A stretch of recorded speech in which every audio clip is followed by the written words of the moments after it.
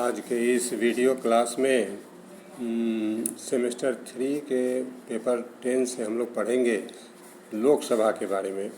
आज हम लोग पढ़ेंगे अनुच्छेद लोकसभा के संगठन, अधिकार एवं कार्य के बारे में हम लोग पढ़ेंगे।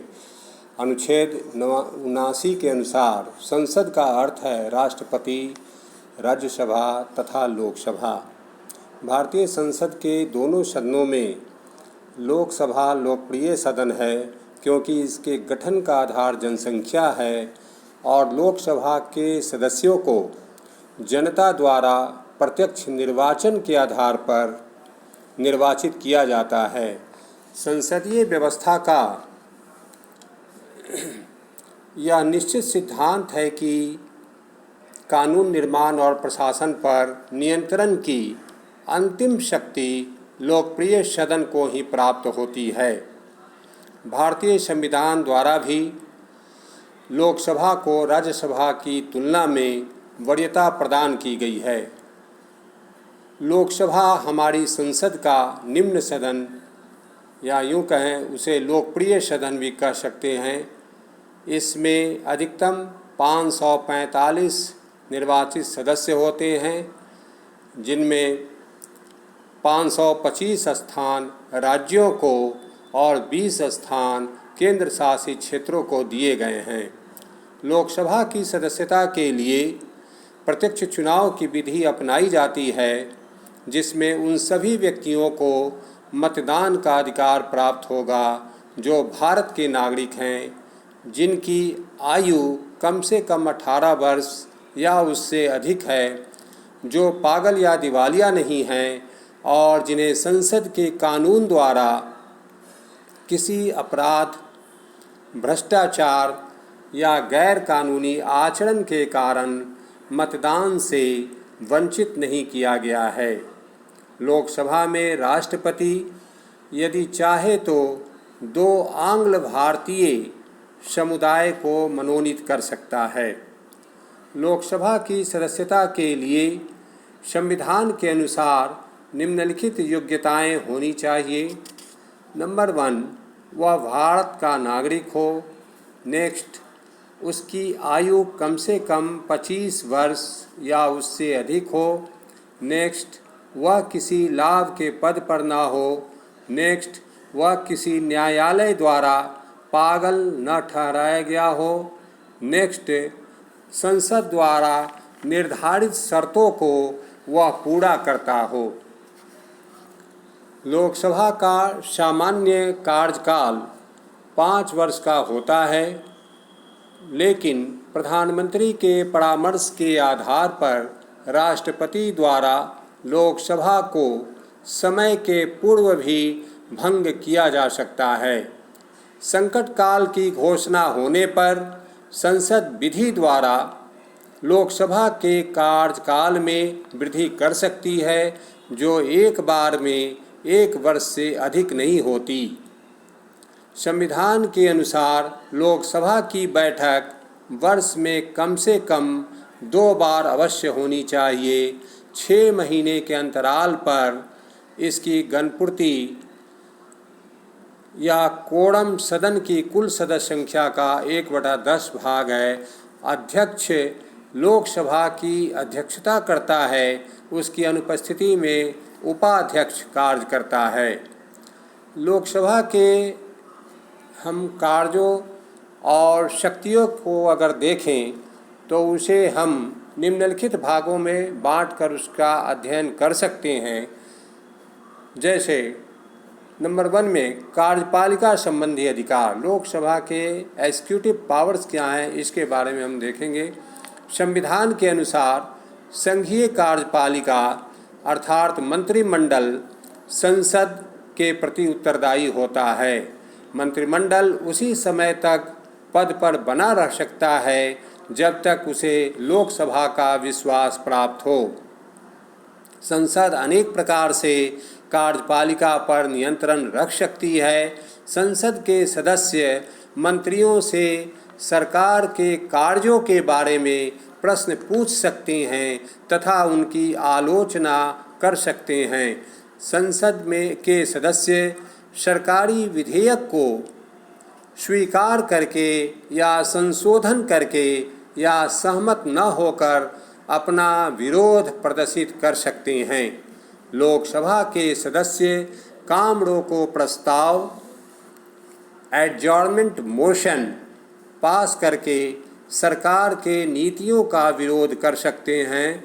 लोकसभा के सदस्यों के पास मंत्रिमंडल को नियंत्रित करने का सबसे बड़ा हथियार अविश्वास प्रस्ताव लाने का है। इस प्रस्ताव के माध्यम से कार्यपालिका अर्थात मंत्रिपरिषद को पद से हटाया जा सकता है। नेक्स्ट हम विधायी शक्ति के बारे में पढ़ेंगे। संसद की विधायी शक्ति क्या है? संविधान के अनुसार भारतीय संसद संघ सूची, समवर्ती सूची, अवशेष विषयों और विशेष परिस्थितियों में राज्य सूची के विषयों पर कानूनों का निर्माण कर सकती है। साधारण विधेयक के संबंध में लोकसभा और राज्यसभा दोनों को समान शक्तियां प्रदान की गई है। साधारण विधेयक दोनों सदनों में से किसी सदन में प्रस्तुत किया जा सकता है और दोनों सदनों से पास होने के पश्चात ही वह राष्ट्रपति के हस्ताक्षर से कानून का रूप लेता है। यदि किसी विधेयक पर दोनों सदनों में मतभेद उत्पन्न हो जाते हैं, डिफरेंस पैदा हो जाते हैं, तो राष्ट्रपति दोनों सदनों की संयुक्त बैठक बुलाएगा। संयुक्त बैठक में चूँकि लोकसभा के सदस्यों की संख्या अधिक होने के कारण विजय लोकसभा की ही होती है, जीत लोकसभा की ही होती है। इस प्रकार कानून बनाने के संबंध में लोकसभा की भूमिका ज़्यादा बढ़ जाती है। राज्यसभा साधारण विधेयकों को 6 महीने से ज़्यादा रोकने के अलावा कुछ नहीं कर सकती। अतः कानून निर्माण के क्षेत्र में लोकसभा को राज्यसभा के तुलना में वरीयता हासिल है। तीसरी शक्ति लोकसभा की फाइनेंशियल है, वित्तीय शक्ति, जिसको फाइनेंशियल पावर्स कहते हैं। भारतीय संविधान द्वारा वित्त के क्षेत्र में भी कुछ लोकसभा को शक्ति प्रदान की गई है। भारतीय संविधान द्वारा वित्तीय क्षेत्र में राज्यसभा की स्थिति को गौण कर दिया गया है। वित्त के मामलों में लोकसभा को ही ज़्यादा शक्ति प्रदान की गई है। अनुच्छेद 109 के अनुसार वित्त विधेयक सिर्फ लोकसभा में ही प्रस्तावित किए जा सकते हैं, राज्यसभा में नहीं। वित्त विधेयक लोकसभा से पारित होने के बाद राज्यसभा में भेज दिया जाता है। राज्यसभा वित्त विधेयक को सिर्फ 14 दिन अपने पास रख सकती है। 14 दिनों के बाद राज्यसभा की प्रतिक्रिया आए या न आए, वित्त विधेयक को दोनों सदनों द्वारा पारित मान लिया जाता है। इस प्रकार वित्त के मामले में लोकसभा को एकाधिकार प्राप्त है। संशोधन संबंधी शक्ति नेक्स्ट उसका अधिकार है। संविधान के संशोधन के संबंध में लोकसभा और राज्यसभा की स्थिति समान है। संशोधन विधेयक दोनों सदनों में से किसी सदन में प्रस्तावित किए जा सकते हैं और उन्हें तभी पारित समझा जाएगा जब संसद के दोनों सदन अलग अलग साधारण बहुमत या 2/3 बहुमत से उसे पास कर दे। कुछ संविधान में ऐसे विषय हैं जिनमें संशोधन के लिए संसद सहित आधे राज्यों के विधानमंडलों की स्वीकृति आवश्यक होती है। नेक्स्ट हम उसका पॉइंट डिस्कस कर सकते हैं। निर्वाचक मंडल के रूप में कार्य। लोकसभा राष्ट्रपति के निर्वाचन के समय निर्वाचक मंडल का भी सदस्य होता है।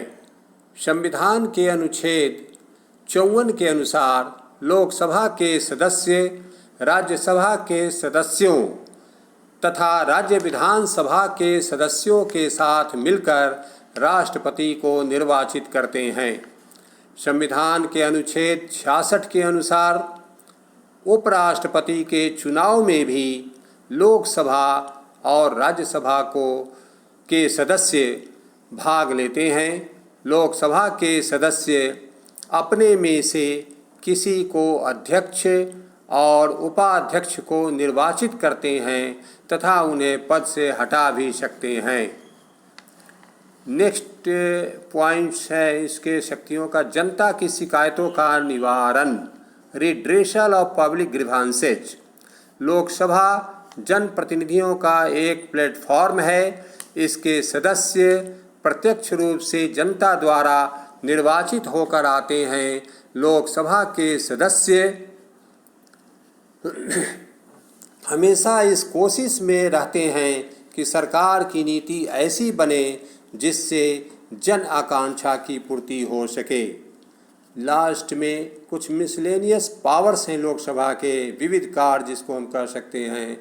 लोकसभा को कुछ अन्य विविध कार्य भी करने होते हैं, जैसे राष्ट्रपति पर महाभियोग लगाना, उपराष्ट्रपति के पद को हटाना, सर्वोच्च न्यायालय तथा उच्च न्यायालयों के न्यायाधीशों के विरुद्ध महाभियोग का प्रस्ताव लाना, राष्ट्रपति द्वारा संकट काल की घोषणा होने पर 1 महीने के अंदर संसद द्वारा स्वीकार करना तथा राष्ट्रपति द्वारा सर्वक्षमा एमनेस्टी पर संसद द्वारा स्वीकृति देना आवश्यक है। लोकसभा की शक्तियों के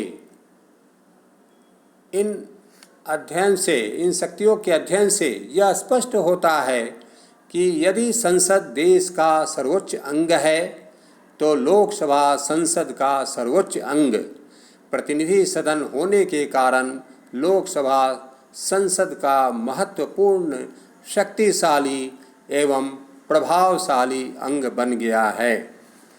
नेक्स्ट दूसरे क्लास में। धन्यवाद।